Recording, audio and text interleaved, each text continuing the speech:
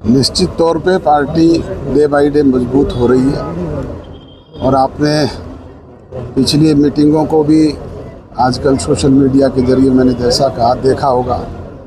हमारे युवा योद्धा सम्मेलन से हमने इस कार्यक्रम की शुरुआत की थी और अब निरंतर पूरे हरियाणा प्रदेश के सभी जिला मुख्यालयों पर इस तरह के आयोजन हैं और उसके बाद 90 के 90 विधानसभाओं में भी जाएंगे और फिर गांव-गांव तक पार्टी के संगठन को इसी तरीके से प्रभावी और मजबूत बनाने का काम करेंगे। तो कांग्रेस ने भी अपना संगठन बना 11 साल बाद जिला अध्यक्ष चुने, 11 महीने बाद नेता प्रतिपक्ष चुने गए, प्रदेश अध्यक्ष चुने गए। क्या मानते हैं कांग्रेस मजबूत होगी अब?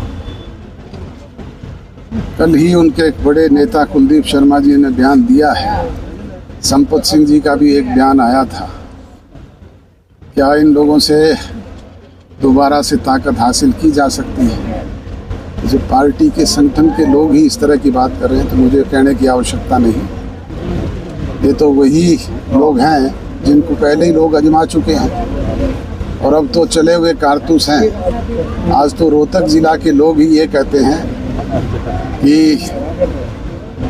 आज हमें सत्ता से दूर बिठाने का काम अगर किसी ने किया है तो वो भूपेंद्र सिंह हुड्डा और उसके परिवार ने किया है।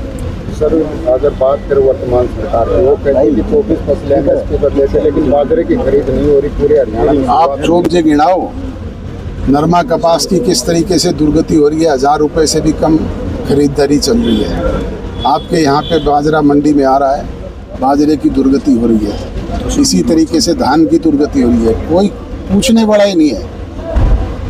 कोई खरीदार MSP तो क्या औने पौने दामों पे किसान को लूटा जा रहा है। सर, आप कह रहे हैं कि जो वर्तमान में नेता हैं उनको कान पकड़ कर नीचे खींचकर वो बदलाव की जरूरत है, तो बीजेपी के नेता कहते हैं कि कोई कुछ कहो, पूरी जनता मोदी के साथ है, लोग दूसरी पार्टियों को बदलाव में नहीं आएंगे। तो अब निकट भविष्य में जब चुनाव होगा तब पता लगेगा। ये फैसला तो जनता जनार्दन को करना है। आज लोग इनसे पूरी तौर पे दुखी और परेशान है, इसीलिए मैं कह रहा हूँ कि समय है अब बदलाव का।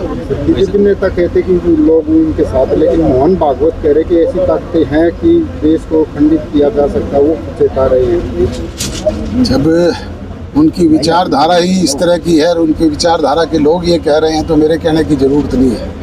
अंतिम सवाल, हर नेता खासकर रणजीत सिंह भी, दूसरे नेता भी कहते कि ये परिवार अगर एकजुट हो जाए तो शायद शक्ति आ जाए इसमें। मैंने तो कहा है चौधरी रणजीत सिंह हमारे परिवार के मुखिया हैं, बड़े हैं, वो प्रयास करें, पहल करें, मैं उनके साथ हूँ। देखो, सब हरियाणा में अध्यापक पात्रता परीक्षा हुई थी, CET हुई थी, तो उस तरह कहते 1 महीने में रिजल्ट निकाल देंगे, 2 महीने से ऊपर होगा। आज तक निकला है क्या? आज तक निकला है क्या? और निकलेगा तब भी लोगों को वही धोखा देने वाली